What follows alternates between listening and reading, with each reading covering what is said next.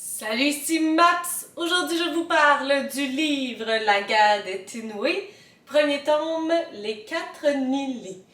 C'est un livre écrit par Marie-Jeanne Chaplain-Corriveau. Et là, j'ai regardé parce que c'est le tome 1, puis je sais pas trop combien de tomes il va y avoir, mais j'ai vu qu'en 17 janvier 2020, en tout cas sur Goodreads, il y a un deuxième tome qui a été publié.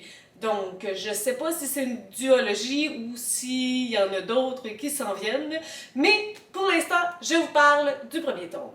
Donc, dans ce livre, nous allons rencontrer Léilia Céron-Cadieux, qui est une adolescente qui semble bien ordinaire. Oui, elle a certaines particularités, comme elle a des mèches de cheveux bleus, qui sont là depuis sa naissance, et elle vit des choses pas super faciles à l'école, beaucoup d'intimidation, elle est très seule, pas beaucoup d'amis. Un beau jour, une femme rousse assez mystérieuse va apparaître devant elle et supposer qu'elle ne connaît pas toute la vérité sur ses origines et qu'elle pourrait avoir un rôle à jouer dans une guerre, dans un monde dont elle n'a aucune idée de son existence. C'est ainsi que Léilia Céron-Cadieux va découvrir le monde de Taolé Halanla. Là, il y a des mots complexes de sonorités particulières parce qu'on est dans un monde de fantasy.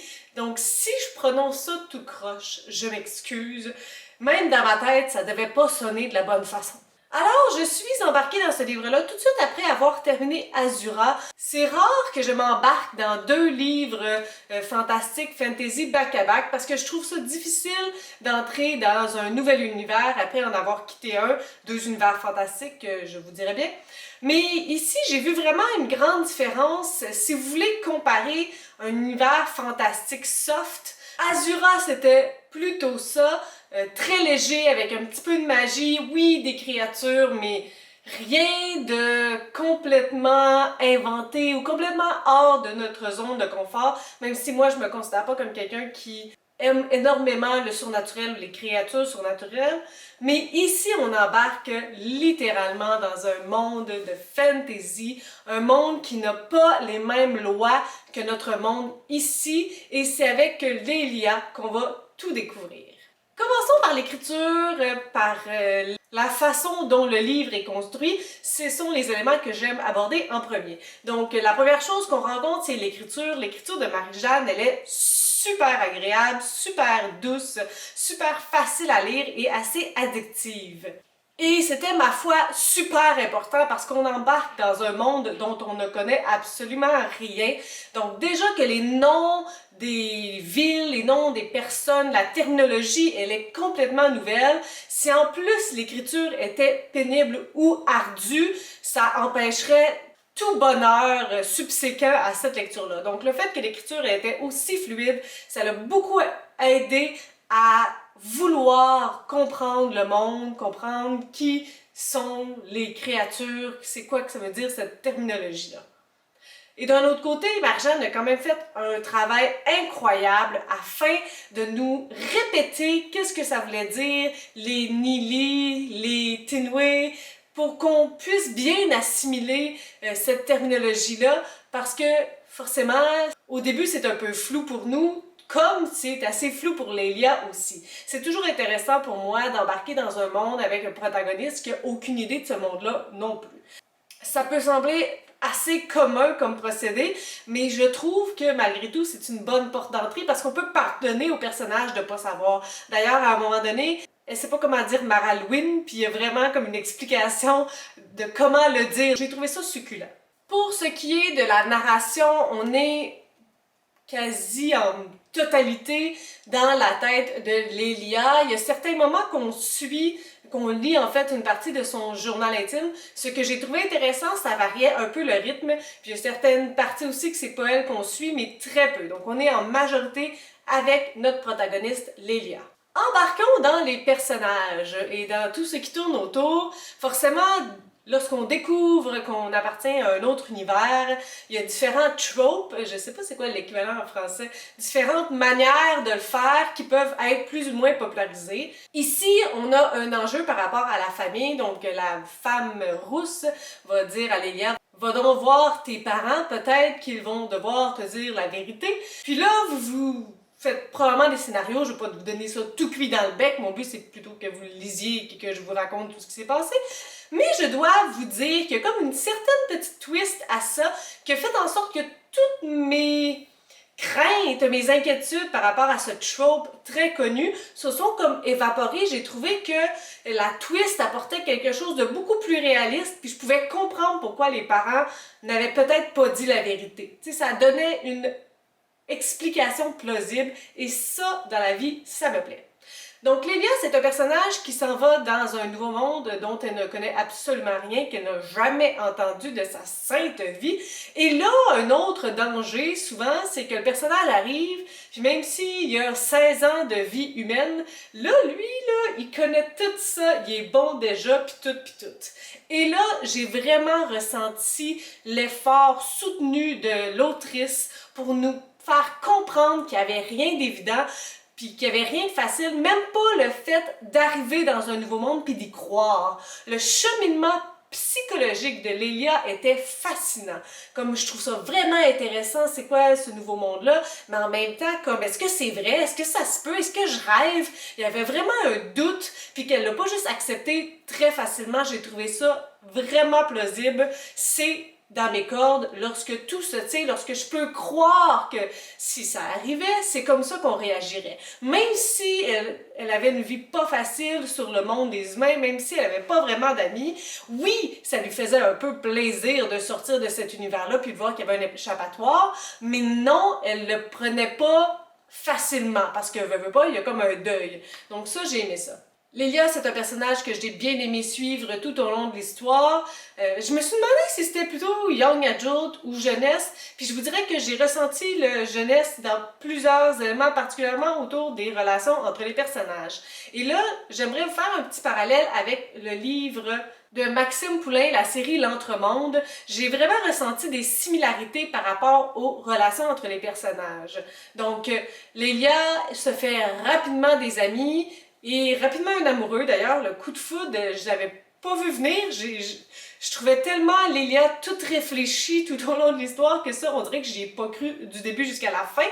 Mais il y a encore plein de questionnements par rapport à cette romance, si c'en est une. Et j'ai ma propre théorie qui... Nous verrons si elle se réalisera, mais j'ai l'impression qu'il y a quelque chose de très sens unique. Et contrairement aussi à l'Entremonde, où je trouvais que les relations se faisaient très rapidement, mais étaient mutuellement, tu sais, t'es mon meilleur ami, je suis ta meilleure amie. Ici, ben, j'ai ressenti que c'était un peu plus unilatéral, puis ça, j'ai comme beaucoup plus cru. Parce que si elle n'avait pas beaucoup d'amis, elle était très seule, puis il y a des personnes qui sont gentilles avec elle, je peux comprendre qu'elle se lie d'affection pour ces autres personnages-là rapidement. Mais les autres, ils ont peut-être pas son background à elle, donc c'est normal qu'ils soient pas autant hop la vie, puis autant je me suis fait une nouvelle meilleure amie que elle. Donc j'ai beaucoup apprécié ça. Encore une fois, un élément que j'ai trouvé très réaliste. Si on passe maintenant à l'univers, l'histoire, l'action, je dois tout d'abord mentionner à quel point l'univers magique, l'histoire fantastique est incroyablement bien ficelée et fabuleuse. Il y a eu, au chapitre 32, là, allez pas lire le chapitre 32, lisez-le au complet, mais au chapitre 32, il y a comme une explication, et j'ai trouvé ça tellement satisfaisant. C'était d'une pure vérité, ça glissait comme de l'eau sur le dos d'un canard. Je l'ai pris for granted, là. Ça marchait tellement, j'y croyais lorsqu'elle nous raconte les backgrounds de certains personnages, pourquoi ils sont comme ci, comme ça. C'était vraiment très cohérent. Et le monde fantastique, là, wow, c'est vraiment très fou, brillamment intelligent, là. Ça se tient, puis j'en suis restée vraiment avec une impression forte à quel point cet univers-là est crédible. même s'il est complètement fantastique. On se comprend? Je parlais un peu de l'aspect jeunesse préalablement. Je ne l'ai pas nécessairement ressenti beaucoup dans les 100 premières pages, mais j'ai commencé à le ressentir lorsqu'on parlait de la guerre, puis lorsqu'on est allé à la recherche des Nilés. Parce que là, on n'avait pas beaucoup d'explications de comment ils ont fait pour les trouver, puis ils les trouvaient assez facilement.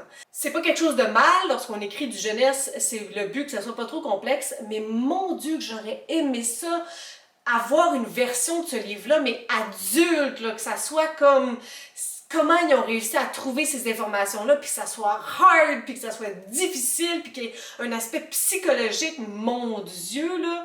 Ah mon Dieu, ça doit être une coche, là. Donc, c'est là que je me suis rendu compte que c'était probablement plus jeunesse parce que ça allait vraiment vite, ils les trouvaient vraiment facilement, puis il n'y avait pas vraiment d'explication de comment ils les trouvaient. Là. Il y avait une carte, mais d'où venait cette carte-là? Donc, moi, je me suis posé beaucoup trop de questions que peut-être, lorsqu'on a comme 12 ans, on se poserait pas. Ça n'a pas rien gâché à ma lecture, mais il y avait définitivement un rythme facile. Une résolution des conflits, une résolution des problématiques rapide. Avant de me lancer vers la fin de cette critique, je dois vous dire que j'étais quand même assez contente que l'univers des humains se passe à Elmer. Écoute, mon hood est fun! C'est rare de lire un livre qui se passe dans la région de l'Outaouais, mais j'ai trouvé ça tellement agréable à lire, ça m'a procuré un bonheur indescriptible. Parenthèse terminée. Finalement, j'ai beaucoup apprécié le monde fantastique que je suis pas capable de nommer, Taole Halanla, qui m'a un peu fait penser au livre Chronique du pays des femmes, pour l'aspect qu'il y a beaucoup de femmes qui règnent sur ce royaume-là, et aussi pour les réflexions sous-jacentes par rapport aux relations interraciales. Ici, par exemple, les humains et les elfes.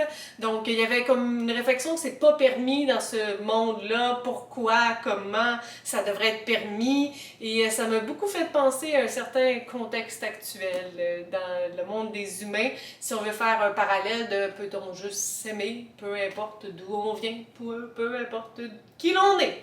Bon, c'était ma touche un peu cheesy qui était nécessaire. Et donc, ça termine sur un beau gros cliffhanger. On termine ça, on était comme ah, je veux savoir c'est quoi là. Non!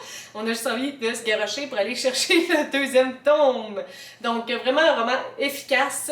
Ça se lit assez rapidement. Là, ça m'a pris une semaine. Vous direz oui, mais je travaille en même temps, puis c'est ça la vie, là, quand même. Mais une surprise agréable, définitivement super intéressante, puis j'ai vraiment hâte d'en savoir plus parce qu'il y a encore des mystères qui ne sont pas résolus, particulièrement la romance que je vous disais. En tout cas, moi, ça, je vous disais, là, je veux ma théorie là-dessus. We'll see! Sur ça, c'est des suggestions, des critiques, des commentaires. N'hésitez pas à le faire en dessous de ma vidéo. Je publie des vidéos 3 fois par semaine, le lundi, mercredi, samedi. Si vous avez aimé cette vidéo, n'hésitez pas à mettre un petit pouce ou à vous inscrire à ma chaîne. Et sur ce, je vous souhaite de bonnes lectures!